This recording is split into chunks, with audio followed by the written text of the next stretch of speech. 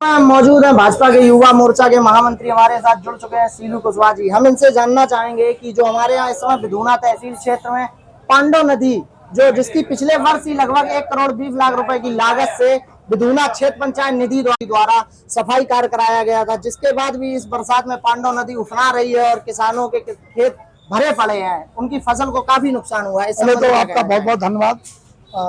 वो जो पिछली वर्ष वित्तीय वर्ष में जो सफाई हुई थी उसकी मिट्टी बहने के कारण जो जरावन जहाँ से बम्बा ऊपर निकला और नाला नीचे है, वो पांडव नदी नीचे है, वहाँ वो जाम हो गया। जाम होने की वजह से इतना ऊपर से पानी बहाव आ रहा है कि उसको निकालने के लिए सब समस्याएं आ रही हैं। प्रयासरत प्रशासन मौजूद है, प्रशासन बहुत अच्छे तरीके से पानी निकलवाने का प्रयास कर रहा है। जो भी समस्या है वो थोड़े दिन में बहुत समाप्त हो जाएंगे और ये सब चीजें आती है बरसात में, ये सब प्राकृतिक आपदा है। ये कोई किसी के सफाई हुई थी और सफाई के वजह से नहीं, वो जाम हो जाती है, वहाँ पे नाला चौक हो जाने की वजह से समस्या है। लेकिन इसको कहीं ना कहीं आप देख सकते हैं कि पांडव नदी की वर्षों से सफाई नहीं हुई थी, तब ये समस्या कहीं ना कहीं उठती थी। लेकिन पिछले ही वर्ष सफाई होने के बाद अगर ऐसा हो रहा है तो ये कहीं ना कहीं सफाई कार्य को लेकर एक प्रश्न चिन्ह खड़ा कर रहा है। प्रश्न चिन्ह ऐसा है, सफाई कार्य हुआ, आगे ब्लॉक बिधूना अपने सीमा तक उन्होंने कराई, उसके आगे भी समस्या है,